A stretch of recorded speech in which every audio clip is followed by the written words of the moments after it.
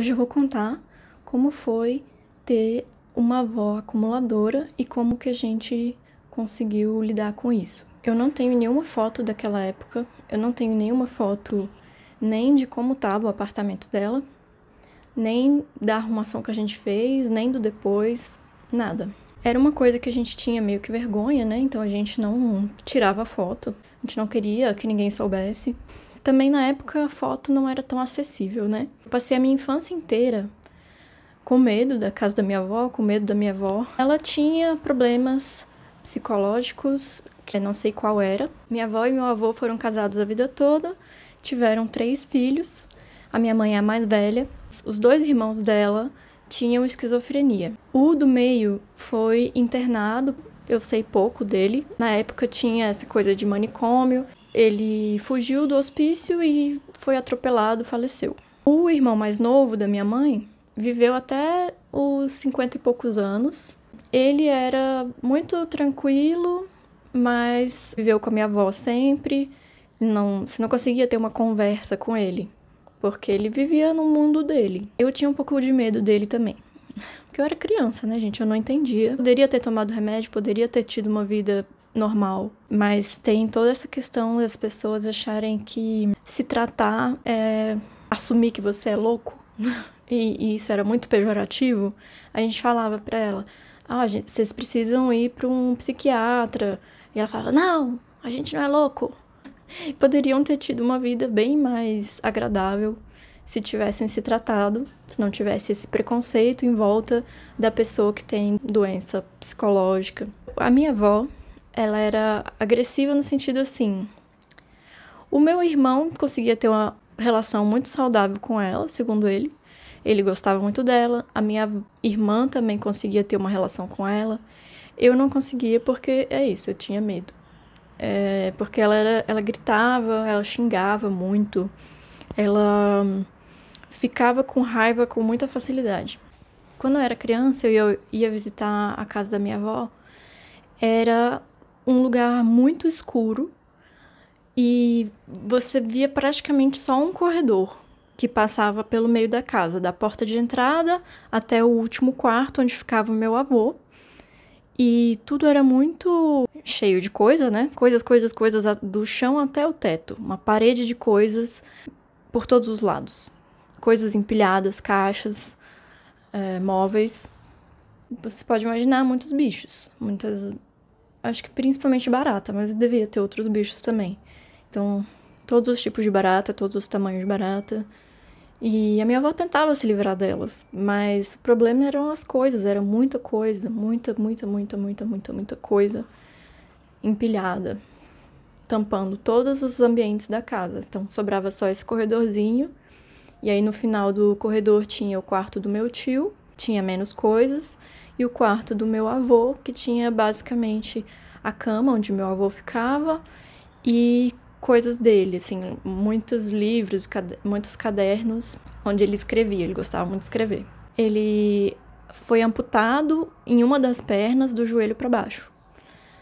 Mas assim, ele também devia ter problema mental, provavelmente uma depressão, porque ele tinha cadeira de rodas, ele tinha muletas, ele tinha uma perna postiça, ele tinha muitos meios de viver, de sair de casa, fazer alguma coisa, mas ele só ficava naquela cama.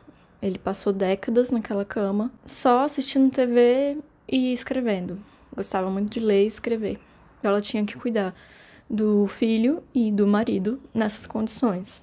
A minha mãe já disse que já tinha tentado ajudar ela a tirar aquelas coisas e ter uma casa mais agradável, mas ela não deixava. Ela gritava, não joga minhas coisas fora, eu vou precisar disso. E a minha mãe deixava então, né? Tipo, então tá, você não quer me ajuda, não vou ajudar, né? Não tenho o que fazer. Esse apartamento era um apartamento funcional. Então, o governo tem esses apartamentos para funcionários públicos, que no caso a minha avó e o meu avô eram funcionários públicos aposentados, e eles moravam lá pagando um aluguel bem mais barato. Só que o governo vendeu esses apartamentos, mandaram carta explicando, ou você compra o apartamento ou você tem que ir embora. E eles não tinham como comprar o apartamento. Só que a minha avó, ela sempre achou, eu sou idosa, ninguém vai fazer nada comigo, ninguém vai me expulsar daqui. Ela achava que isso era uma forma dela fazer o que ela quisesse. Pelo menos essa é a impressão que eu tinha dela. Então ela ficou lá e não contou pra ninguém. E que tinha sido despejada. Mas um dia a gente descobriu, já tinha 10 meses que ela estava recebendo multa todo mês por estar ali e não ter saído ainda, né? E a gente ficou desesperado. Nossa, a gente tem que tirar ela daqui agora. A gente parou tudo que estava fazendo e começou a ir todos os dias lá tirar as coisas do apartamento dela.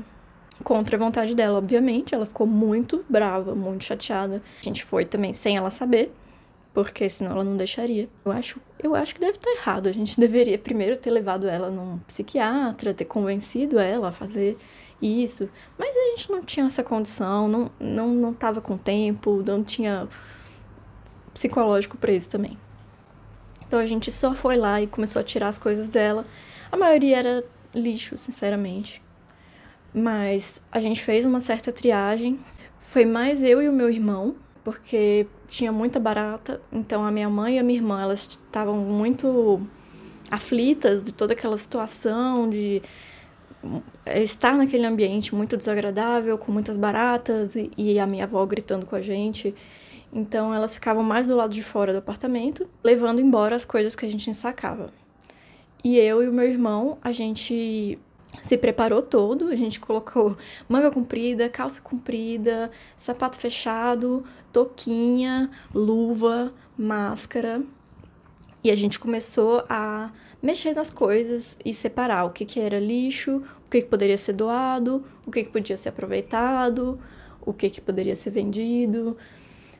Mas a maioria das coisas era lixo, sinceramente. Eram caixas e caixas e caixas de papéis, recortes de revista, sachês de sal e açúcar, guardanapos e móveis.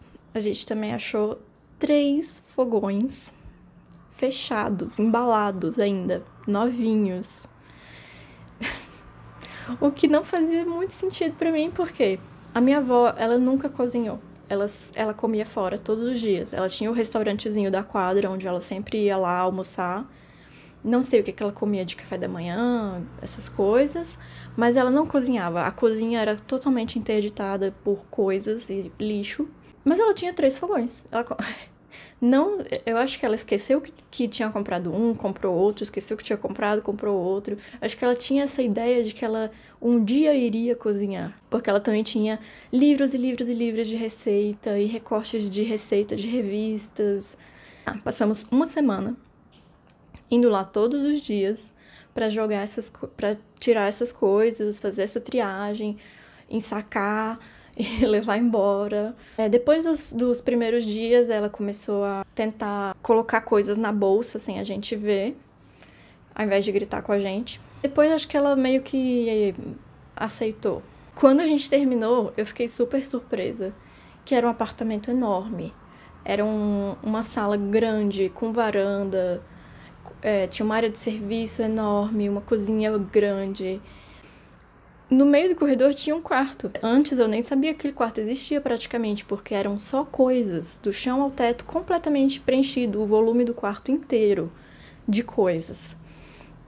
Então a gente liberou esse quarto, aí descobriu que tinha uma cômoda lá dentro, que tinha virado um enxame de abelha.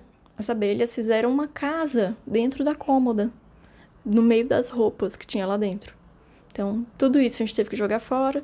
O meu irmão foi o maior herói dessa história, porque ele era o que tinha mais energia para tirar todas essas coisas, as coisas mais pesadas, as coisas mais nojentas. Eu lembro de ter visto barata cagando, barata nascendo, barata cruzando, todo o ciclo de vida da barata, de várias espécies de barata. Teve um dia que uma entrou dentro da minha calça, pelo pé, e veio subindo pela minha perna, e aí eu botei a mão assim, impedi ela de continuar subindo, tirei a calça bem rápido e tirei a barata. A cozinha era basicamente sacos de lixo, que ela nunca jogou fora, que ela nunca levou embora, sabe? Foi só acumulando sacos e sacos de lixo. Com sorte, era mais lixo seco do que lixo molhado. Enfim, depois que nós conseguimos tirar tudo do apartamento, o meu irmão veio, bateu um veneno de barata na casa inteira. No dia seguinte, ele veio varrendo as baratas mortas, deu uma pilha, uma montanha de baratas mortas, que encheu um saco de lixo. Um saco de lixo, só de baratas mortas. E isso que a maioria já tinha ido embora. Essas eram já num apartamento vazio. E aí a gente colocou a minha avó num apartamento menor, porque meu avô já tinha falecido. A gente ia lá toda semana para verificar, jogar lixos fora, lavar louça. Eu e a minha irmã, a gente tem um pouco de trauma de acumular coisas. Então a gente acaba foi pro lado contrário, né? A gente não queria ter nada, assim, tipo, não posso guardar isso porque senão eu vou ficar igual a minha avó, uma acumuladora. E a minha mãe e o meu irmão já têm tendências acumuladoras, igual a minha avó, mas bem mais tranquilo, assim, né? Um pouquinho apegados às coisas, mas não chega nem perto do nível da minha avó. A gente fica meio de olho pra eles não acumularem demais. Mas eu acabo que, por tentar ser mais sustentável, eu comecei a ir do minimalismo voltando um pouco pra acumulação. Porque eu sempre olho uma coisa para jogar fora e eu penso, mas e se isso for útil para alguma coisa? Igual que a minha avó falava. Mas porque eu fico com dó daquele recurso ser desperdiçado. Não porque eu acho que eu vai precisar, mas porque a gente gastou recursos naturais para produzir aquilo e tá indo pro aterro, onde vai ficar lá, nem vai decompor direito, e isso me tira do sério. Então eu acabo acumulando mais coisas. Mas eu também tenho que ficar de olho e eu tento pelo menos uma vez por ano passar uma limpa em tudo que eu acumulei e doar e me desfazer de alguma forma para não ter muita coisa. Essa foi a minha saga da minha avó acumuladora. Já viram gente acumuladora? Vocês são acumuladores? Como é isso para vocês? Então, até mais!